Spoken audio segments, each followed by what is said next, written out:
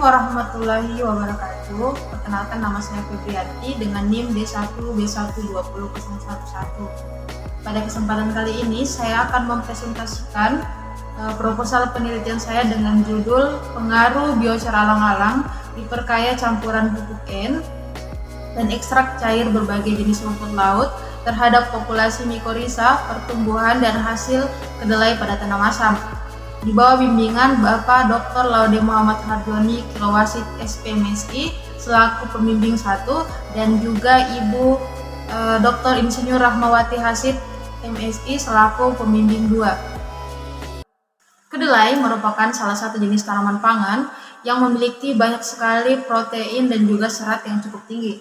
Dari kandungan protein dan serat tersebut menjadikan kedelai ini bisa dimanfaatkan menjadi sumber utama atau bahan utama berbagai produk industri. Salah satunya adalah tempe, tahu, kemudian susu kedelai, dan juga dimanfaatkan secara luas oleh berbagai populasi di seluruh dunia. Nah, bagaimana cara kita untuk meningkatkan produksi dari tanaman kedelai? Yaitu salah satunya adalah dengan memanfaatkan lahan-lahan bermasalah untuk memperluas produksi tanaman tersebut. Salah satunya adalah pemanfaatan lahan basah, kemudian lahan kering, dan juga tanah ultisol yang bersifat masam. Tanah masam merupakan salah satu jenis tanah yang banyak sekali tersebar di Sulawesi Tenggara. Nah, tanah masam ini memiliki banyak sekali faktor pembatas ketika kita manfaatkan sebagai lahan pertanian. Antara lain, pH pada tanah masam itu di bawah 5,5 sampai dengan 6. Kemudian miskin unsur hara makro. Selanjutnya miskin bahan organik, dan juga tingginya kandungan hara mikro antara lain aluminium dan besi, sehingga membuat tanaman bisa menjadi toksik atau bahkan membuat tanaman menjadi mati. Selain itu, pada tanah masam ini biasanya ditumbuhi oleh vegetasi alang-alang, di mana alang-alang ini merupakan salah satu jenis tumbuhan yang juga tergolong gulma karena bisa menghambat pertumbuhan tanaman yang kita budidayakan pada lahan tersebut karena terjadinya persaingan unsur hara dan penyerapan cahaya matahari dan lain sebagainya, sehingga pemanfaatan alang-alang ini belum optimal. Padahal berdasarkan beberapa penelitian yang telah dilakukan bahwa alang-alang ini mengandung lignin selulosa dan juga vitamin serta mengandung antioksida. Selain itu, berdasarkan penelitian yang dilakukan oleh Triansyah et al. 2018, alang-alang mengandung unsur hara N, P, dan juga K yang bermanfaat bagi tanaman. Nah, oleh sebab itu pentingnya dilakukan pemanfaatan alang-alang sehingga dapat bermanfaat untuk menunjang pertumbuhan dan juga produksi tanaman. Nah, alang-alang ini bisa diolah menjadi salah satu bahan baku organik, yaitu menjadi biochar. Biochar merupakan salah satu bahan padat yang bentuknya itu seperti arang dan dihasilkan dari pemanfaatan limbah pertanian yang kemudian dilakukan pemanasan menggunakan udara yang cukup sedikit. Nah, biochar ini dapat dipertimbangkan pemanfaatannya karena lebih ramah lingkungan, kemudian dapat menyediakan unsur hara makro dan mikro yang bermanfaat bagi tanaman, serta dapat meningkatkan kapasitas tanah menyimpan air. Biochar dapat digunakan secara langsung ataupun diperkaya terlebih dahulu dengan penggunaan ekstrak cair rumput laut, di mana ekstrak rumput laut yang dapat digunakan berasal dari Ulva lactuca, Sargassum sp, kemudian Capapicus alvarezi, yang mana ketersediaan ketiga rumput laut ini sangat banyak tersebar di pesisir Sulawesi Tenggara. Selain itu, rumput laut ini mengandung berbagai zat pengatur tumbuh antara lain giberellin, sitokinin ataupun auksin, serta mengandung beberapa unsur hara makro seperti kalium dan fosfor, tetapi rendah N, sehingga untuk sumber nitrogennya dapat dilakukan penambahan dari luar, yaitu menggunakan pupuk urea. Biochar diperkaya dapat merangsang pertumbuhan ataupun populasi mikroba pada tanah, salah satunya adalah jamur Mycorrhiza arbuscula. Nah, Mycorrhiza arbuscula ini merupakan salah satu jenis cendawan atau fungi yang bersimbiosis dengan akar tanaman untuk meningkatkan ketersediaan hara dan membantu tanaman untuk meningkatkan penyerapan air serta menjaga tanaman tercegah dari penyakit ataupun patogen yang berada pada akar. Berdasarkan latar belakang tersebut, maka perlu dilakukan penelitian mengenai pengaruh biocar alang-alang diperkaya campuran pupuk N dan ekstrak cair berbagai jenis rumput laut terhadap populasi mikorizа, pertumbuhan, dan hasil kedelai pada tanah masam. Rumusan masalah pada penelitian ini adalah yang pertama, apakah biocar alang-alang diperkaya pupuk N dan larutan campuran ekstrak cair berbagai jenis rumput laut berpengaruh terhadap populasi spora mycorrhiza arbuscula, persentase infeksi akar, pertumbuhan, dan hasil tanaman kedelai pada tanah masam. Yang kedua, larutan campuran pemerkaya manakah yang menunjukkan pengaruh biocar alang-alang terbaik terhadap populasi spora fungi mycorrhiza arbuscula, persentase infeksi akar, komponen pertumbuhan, dan hasil kedelai pada tanah masam. Untuk tujuan yang akan dicapai, yang pertama adalah mengetahui pengaruh biocar alang-alang dan larutan pupuk N dalam ekstrak cair berbagai jenis rumput laut terhadap populasi spora fungi mycorrhiza arbuscula, persentase akar, komponen pertumbuhan, dan hasil kedelai pada tanah masam. Yang kedua adalah menentukan larutan campuran pemerkaya manakah yang menunjukkan pengaruh biocar alang-alang terbaik terhadap populasi spora fungi mycorrhiza arbuscula, kemudian persentase infeksi akar, komponen pertumbuhan, dan hasil kedelai pada tanah masam. Berikut ada beberapa tinjauan pustaka yang saya masukkan. Untuk bagan kerangka pikir, produksi kedelai masih tergolong rendah. Hal ini karena kebanyakan kedelai diproduksi pada tanah masam, di mana pH pada tanah masam yaitu di bawah 5,5 sampai dengan 6 dan memiliki tingkat kesuburan yang cukup rendah. Teknologi yang dapat dilakukan adalah dengan menggunakan biocar, di mana biocar akan mengurangi keasaman tanah dan juga memperbaiki kesuburan tanah, serta meningkatkan ketersediaan unsur hara pada tanah. Kemudian biocar dapat diperkaya dengan ekstrak rumput laut yang mengandung zat pengatur tumbuh tanaman dan juga sebagai sumber hara. Kemudian kandungan nitrogen yang terdapat pada rumput laut ini tergolong cukup rendah sehingga dapat dilakukan penambahan dari luar, yaitu pembunuhan sumber nitrogen yang berasal dari pupuk urea, sehingga biocar dapat diperkaya campuran pupuk N dan ekstrak cair berbagai jenis rumput laut, diharapkan dapat meningkatkan atau memperbaiki sifat fisik tanah, sifat kimia tanah, dan juga dapat mengubah populasi mycorrhiza arbuscula. Kemudian dapat berpengaruh terhadap kepadatan dan keberagaman spora fungi mycorrhiza arbuscula dan juga persentase infeksi akar, dan berpengaruh terhadap serapan hara yang meningkat sehingga bisa menunjang pertumbuhan dan hasil kedelai yang meningkat pula. Metode penelitian, lokasi dan waktu penelitian. Penelitian ini dilaksanakan di Greenhouse Laboratorium Lapangan Kebun Percobaan 1, Fakultas Pertanian, dan juga Laboratorium Agronomi Unit Agronomi, Agroteknologi Unit Agronomi, Fakultas Pertanian Universitas Haloleo. Penelitian ini dilaksanakan pada Juli 2023 sampai dengan Januari 2024. Adapun bahan dan alatnya dapat dilihat pada gambar berikut ini. Selanjutnya adalah prosedur kerja. Yang pertama adalah penentuan kelompok tanah dan koleksi tanah. Tanah diambil di area kebun petani yang didominasi oleh vegetasi alang-alang yang bertempat di Dusun Lauke, Desa Tanea, Kabupaten Konawe Selatan, di mana tanah diambil sampai dengan kedalaman atau bagian topsoil sampai dengan kedalaman 10 cm.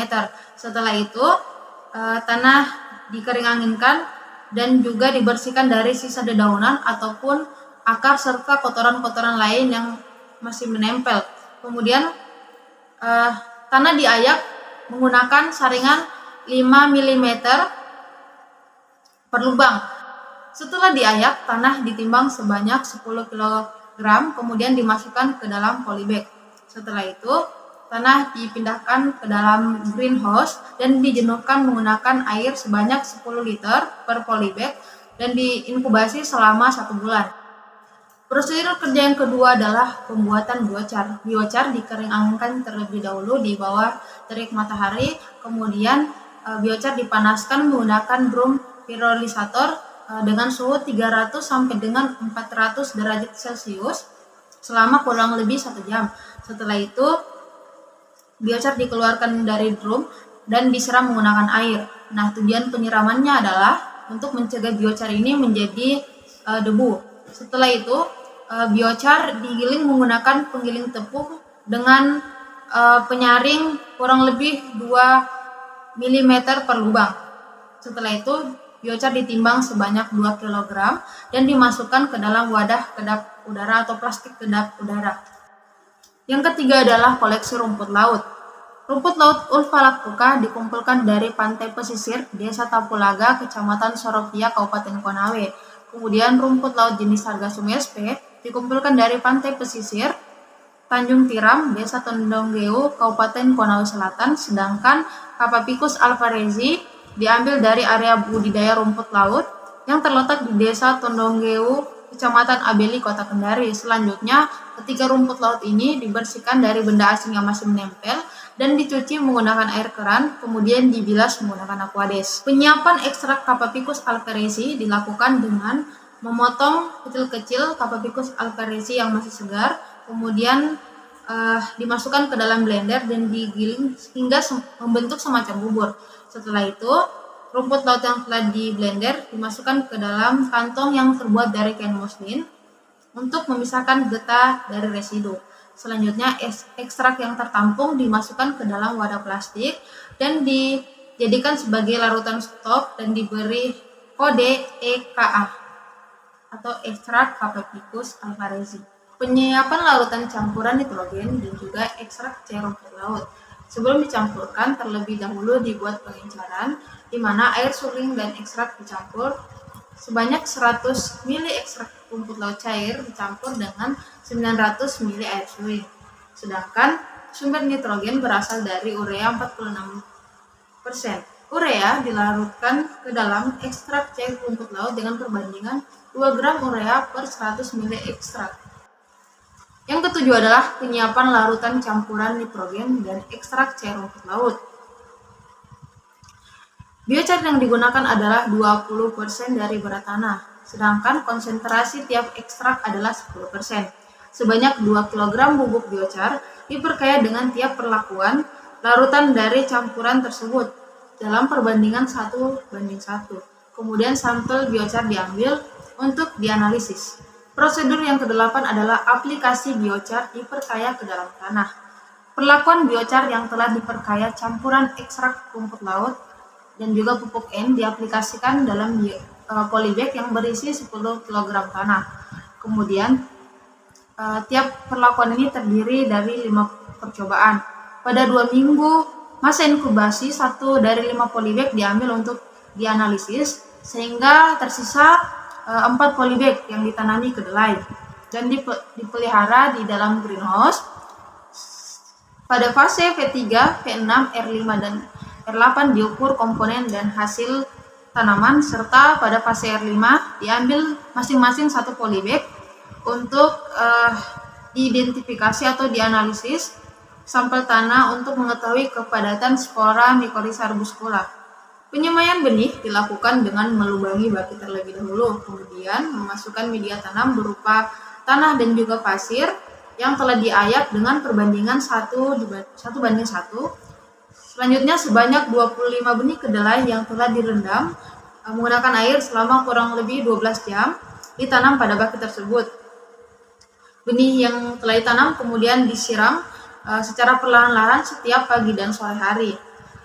Semaian siap dipindahkan ketika telah mencapai fase PC.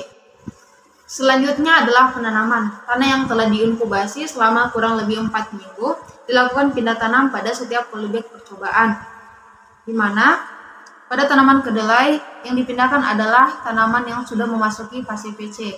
Sebanyak 1 tanaman dipindahkan pada setiap polybag dan membuat lubang menggunakan pipa. Kemudian ditutup kembali menggunakan tanah yang ada di sekitarnya.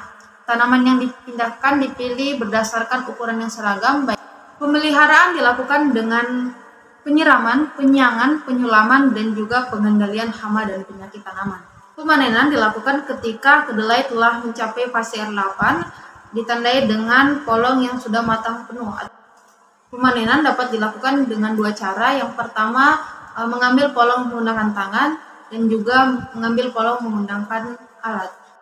Berikut ini adalah rancangan penelitian. Selanjutnya, variabel pengamatan. Yang pertama adalah komponen pertumbuhan. Yang diukur adalah tinggi tanaman, jumlah cabang dihitung pada fase PC, P6, dan R5, kemudian jumlah daun, luas daun, berat kering akar, berat kering masing-masing organ, dan berat kering total tanaman. Untuk komponen produksi, yaitu jumlah polong per tanaman, berat polong per tanaman, jumlah biji per tanaman, jumlah biji per polong, kemudian berat biji per tanaman, kelembaban biji, dan ukuran biji.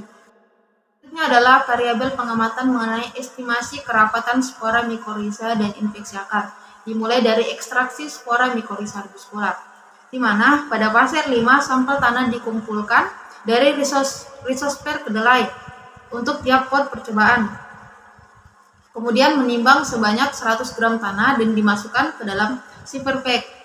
Selanjutnya 100 gram tanah substrat dimasukkan ke dalam wadah, kemudian ditambahkan sebanyak 1 liter air keran dan diaduk secara perlahan-lahan sampai butiran tanah tersebut hancur dan menghasilkan suspensi tanah dan air. Suspensi dibiarkan selama kurang lebih 5 menit untuk memungkinkan partikel yang tidak larut dan berat menjadi mengendap. Selanjutnya, suspensi diayak menggunakan ayakan atau saringan 230 mesh, 140 dan 38 mesh.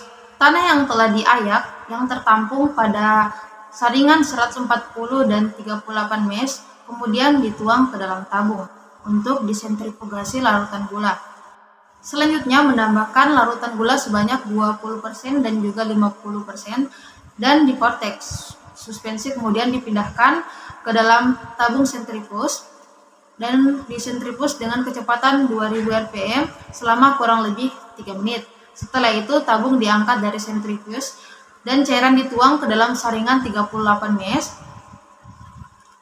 Lalu larutan gula dihilangkan dengan menggunakan air keran aliran sedang dan suspensi dipindahkan ke dalam botol sampel sebelum nantinya dilakukan pengamatan.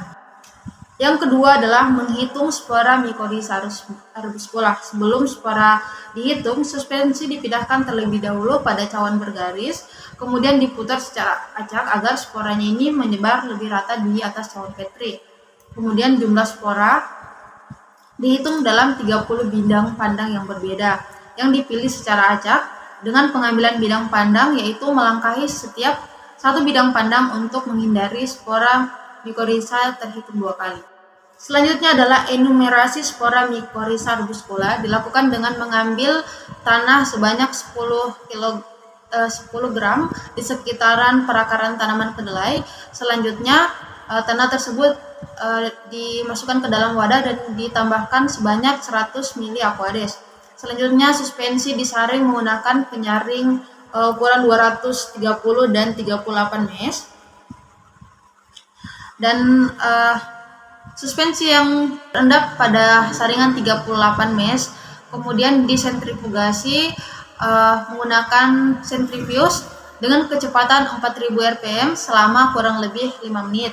Setelah itu disaring kembali pada saringan 38 mesh dan ditambahkan dengan larutan gula 50% dan disentrifuge pada kecepatan 2000 rpm selama kurang lebih 2 menit. Tabung diangkat dari sentrifuge dan cairan dituangkan ke dalam saringan 38 mesh. Larutan gula dihilangkan dengan menyiram cairan menggunakan air keran, kemudian ditambahkan dengan 20 ml air dalam tabung reaksi. Selanjutnya sebuah lingkaran berdiameter 2,5 cm dibagi menjadi 4 bagian, kemudian dirancang di belakang cawang Petri, kemudian ditambahkan 1 tetes glycerin yang dilapisi di dalam lingkaran menggunakan kuas halus. Lapisan ini dapat memperlambat pergerakan cairan dari pencecahan spora. Selanjutnya menambahkan sebanyak 1 mili suspensi spora PMA yang telah diperoleh dan ditempatkan di tengah lingkaran untuk perhitungan spora. Identifikasi spora Mycorrhiza arbuscula dalam tanah dilakukan dengan mengambil spora Mycorrhiza menggunakan bantuan mikroskop. Selanjutnya dipindahkan di atas kaca preparat. Selanjutnya ditetesi dengan larutan Melser, kemudian spora dipecah secara hati-hati untuk menentukan tipe spora Mycorrhiza. Selanjutnya adalah pengamatan infeksi akar. Prosedur kerja infeksi akar dilakukan dengan cara membongkar bongkahan tanah yang berada di sekitaran polybag, kemudian dihancurkan secara perlahan-lahan untuk mencegah akar tidak rusak. Selanjutnya akar tanaman dicuci sampai bersih menggunakan air keran untuk menghilangkan kotoran yang masih tersisa pada akar tersebut. Selanjutnya memilih 30 akar secara acak, mana akar yang dipilih ini adalah akar yang sehat. Selanjutnya dipotong dengan panjang sekitar 1 sampai dengan 2 cm. Setelah itu dimasukkan ke dalam tabung reaksi, ditambahkan etanol 60% selama 5 menit. Selanjutnya akar tersebut dibersihkan kembali menggunakan air keran. Akar yang telah dibersihkan ditambahkan lagi larutan KOH 10%, lalu dipanaskan menggunakan hot plate pada suhu 90 derajat Celcius selama kurang lebih 10 menit. Akar tersebut dibersihkan lagi menggunakan air keran dan dipindahkan di atas cawan Petri untuk dikering anginkan. Selanjutnya ditambahkan HCl 2%, kemudian direndam selama kurang lebih 15 sampai dengan 30 menit. Setelah itu dibilas kembali menggunakan air keran. Akar yang telah bersih dari larutan HCl 2% kemudian dilakukan pewarnaan dengan cara memasukkan akar ke dalam tabung reaksi yang berisi larutan aniline blue dan dipanaskan menggunakan hot plate pada suhu 85 derajat Celcius selama kurang lebih 4 menit. Setelah itu akar dibersihkan menggunakan air keran dan dimasukkan ke dalam botol sampel. Selanjutnya ditambahkan gliserol. Pengamatan infeksi akar Mycorrhiza arbuscula dilakukan dengan cara menyusun sebanyak 30 potong akar di atas kaca preparat. Selanjutnya diamati pada mikroskop cahaya dengan perbesaran 400 kali dengan mengamati infeksi jamur yang diamati pada mikroskop cahaya, kemudian melihat apakah pada akar tersebut terdapat hifa, kemudian arbuscula, vesicula, dan juga terdapat spora. Berikut adalah analisis data penelitian dan juga denah penelitian. Sekian presentasi proposal penelitian saya. Apabila terdapat salah kata, mohon dimaafkan. Saya akhiri dengan ucapan wabillahi taufiq wal hidayah. Wassalamualaikum warahmatullahi wabarakatuh.